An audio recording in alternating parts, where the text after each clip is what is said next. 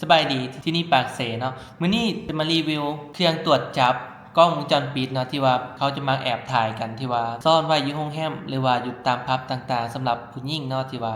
มักไปเที่ยวสายเที่ยวนี่วิธีใช้งานก็แบบง่ายๆเลยมันจะมีปุ่มเปิดอยู่นี่เพียงกดค้างไว้แบบนี้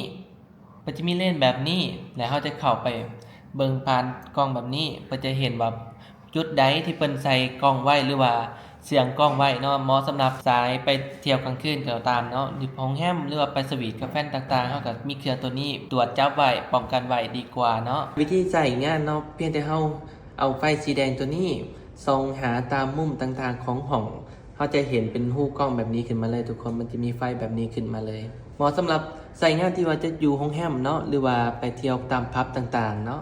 พกพาง่ายสะดวกสบายเนาะเพียงแต่ว่าเขามีที่ชาร์จแบบนี้เลยทุกคนเขาสามารถชาร์จได้เลยบ่ต้องใส่ถ่านเนาะสำหรับใครที่อยากได้เครื่องตรวจจับกล้องวงจรปิดแบบนี้เนาะคอมเมนต์มาเลยเดี๋ยวเสกหามาให้